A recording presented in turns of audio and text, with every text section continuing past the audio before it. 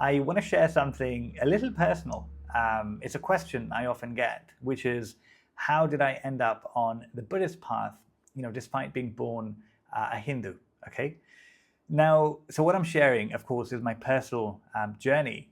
But before we begin, I want to make something really clear that this video is not at all about one path being better than the other in any way.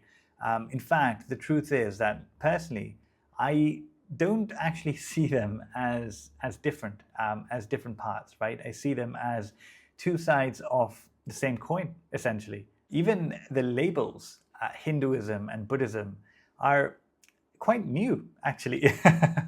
If you look at the spiritual history of India, the different paths like yoga or Vedanta or Buddhism were all classified as darshans.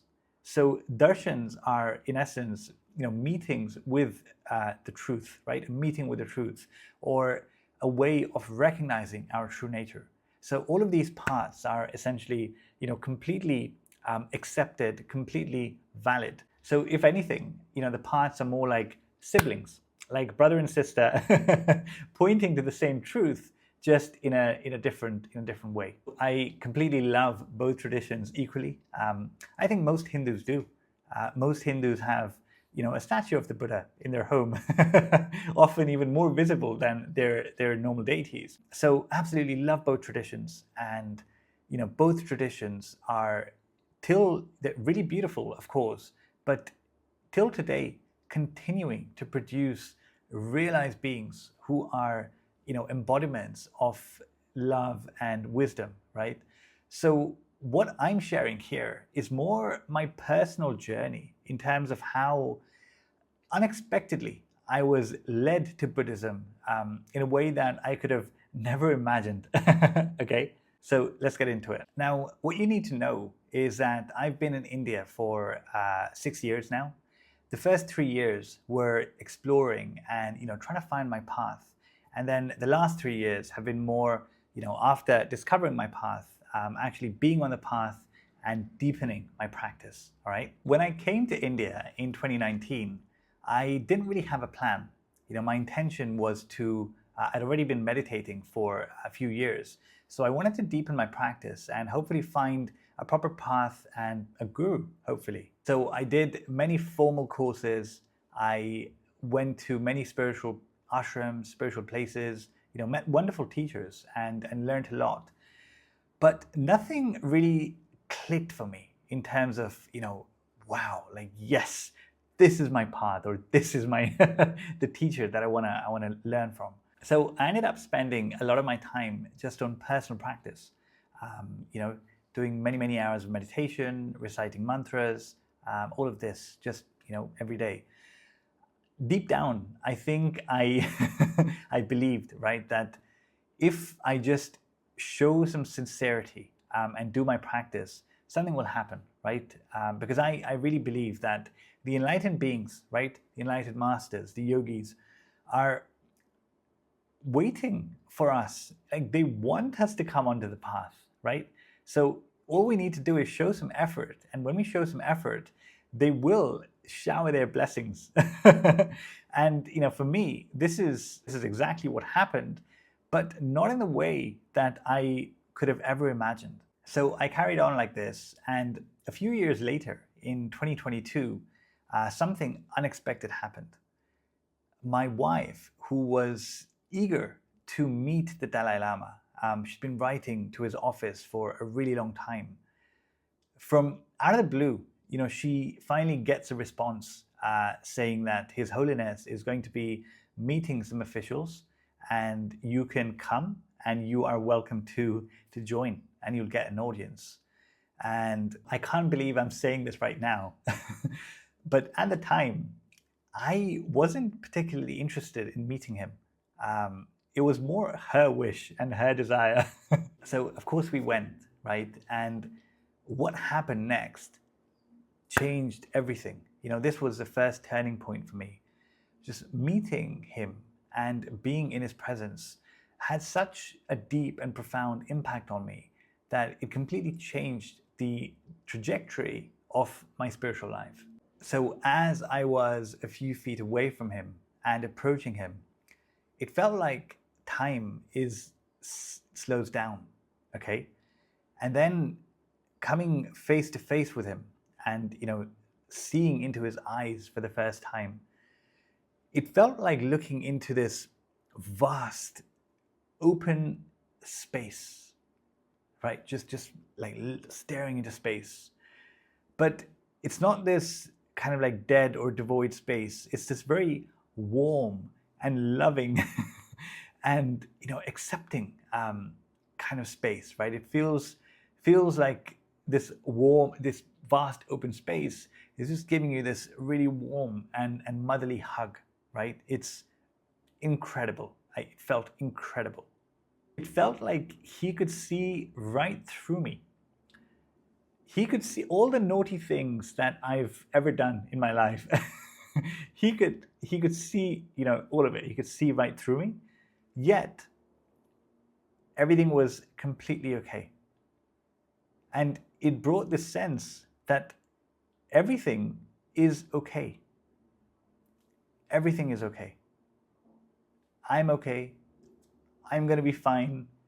And everything is going to be completely fine. It was this release, this inner exhalation that it's all good. Like life is good. Right now, I'm not sure if everyone who meets him feels like this. I don't, like, maybe that's not the case, right? So in no way am I saying that this is what you should feel when you meet him. Of course not, right? But at the same time, I, cannot deny that it was an incredible experience for me personally, and yeah, deeply touching, to say the least. Definitely cried afterward. many tears, tears of joy, of course, but like deep, intense experience. And to think that I wasn't even that excited to meet him, it blows my mind now, right? So immediately after the meeting, it felt like this thing that I've come to India searching for, spirituality, this is it. Right? This is it. Like if this isn't it, then nothing is. It's like the stuff that we read about, right? That somebody who is spiritually elevated, spiritually realized, what should they feel like? This is what they should feel like, right? So that was a very promising and big turning point in my path. So after the meeting, naturally I began asking myself that, what is the Dalai Lama practicing? What is his path, essentially, right? And this is when I began, studying and learning about the path of the Bodhisattva. You may have heard of this. The path of the Bodhisattva is basically an altruistic intention in spirituality, right? So, of course, the goal of any spiritual path is to attain enlightenment. But this path of the Bodhisattva is a little unique, right? Usually, when we think of spiritual enlightenment, we're thinking of our own enlightenment, right? That may I be free from this suffering, may I be free from unconscious rebirth or samsara. But the Bodhisattva path is not just that may I be free, right? It is may I be free so that I can help all beings also become free. May I attain enlightenment, not just for myself, but so that I can help all beings attain enlightenment, right? And when I came across this, like it just opened up my heart and my awareness, and it just connected really deeply. This idea, right? I felt like this is what spirituality is. Personally, that's what I felt. And after that, as I was learning about this, there was this prayer that I came across. It's actually a prayer that the Dalai Lama says very often, but it's from this text called The Way of the Bodhisattva by Shantideva. And the prayer goes that as long as space endures, as as long as sentient beings remain, may I too remain to dispel the miseries of the world. And when I read that, like goosebumps, right? Like it felt like something in me recognized that. And I was very convinced by that point that this is the path for me, right? At the very least, I definitely want to practice and learn the practices that they're doing, because the loving presence of the Dalai Lama, it really inspired me, right? The fact that we can all become like that. But then, what really sealed the deal, for lack of a better term, is the fact that in this tradition of, you can call it Tibetan Buddhism or Himalayan Buddhism, right? There is just such a large availability of realized masters that are currently teaching. And this was, what I was really looking for. And I felt so at home, essentially. So we could say that this was the final thing that drew me in, because I'd reached a point in my practice in my solo practice, where I'd come as far as I could alone. I needed real guidance. I needed a real teacher. So I discovered that in this world of Himalayan or Tibetan Buddhism, there are so many living, alive, like lineages, with so many realized masters that are presently teaching on this planet. Incredible, right? Because of the Bodhisattva intention, these enlightened masters, they keep on coming back to teach and spread the Dharma. And because of this, there is an abundance of them. And the tradition and the lineages keep on producing more realized beings. So it's fantastic, such an alive tradition in the world that we live in today. So an example of this would be the 14th Dalai Lama, right? He's the 14th because he's kept coming back to continue teaching, right?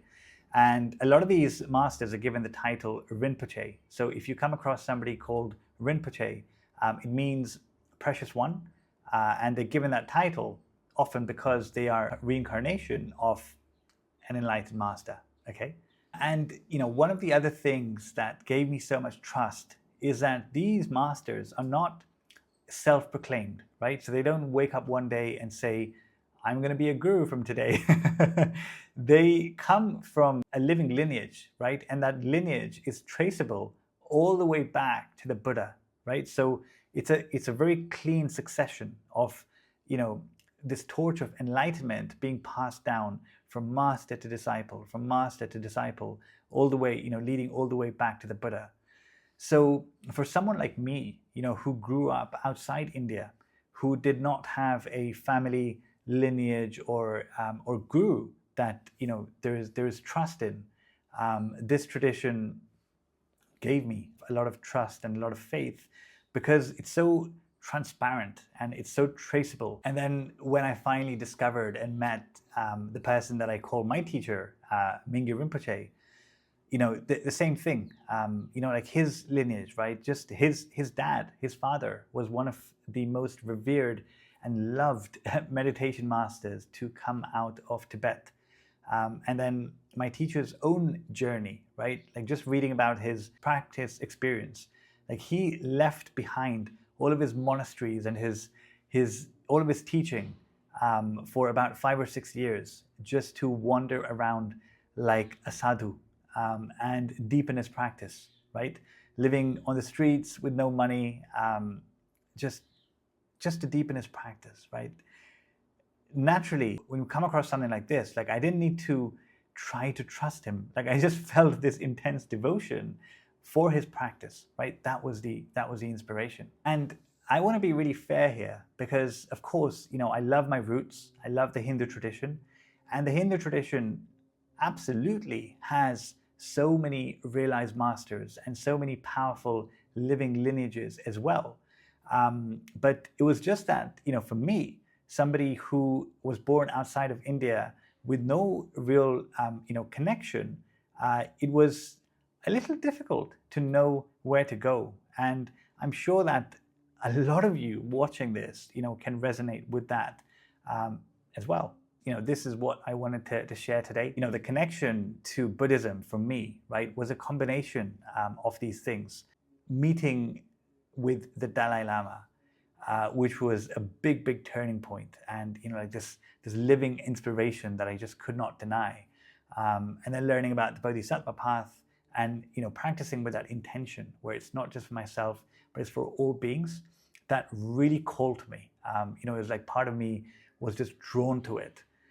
And last but not least, this aspect of the living lineages, traceable lineages, and availability of realized masters and teachers that is quite easy to trust, and there's a clear path laid out. So that the people who have attained what we want to attain exist, and we can also follow their footsteps and do the same, right? So this was amazing for me, and this was just again my personal story, right? So for you, your personal story may be different. This is not a video about preaching Buddhism. Of course not, right? As I said in the start, that all the different parts that come from this sacred land are equally valid, equally beautiful, equally rich. And it depends on our own karmic connection and our current just mental disposition, that where we kind of end up, right? So if there's anything you take from this video, let it be that on the path to keep an open mind, and to follow your heart. And don't forget that ultimately the enlightened beings from all the traditions are there. They are waiting. They want us to come onto the path, right? So if we just show some effort and put in like do our part by just showing some effort and doing some practice, the guidance will come, and the blessings will come. Like they are there and they are waiting. Okay, so that's all for today. I really hope that this helps, this brings you some clarity, and I will see you in the next one. Bye bye.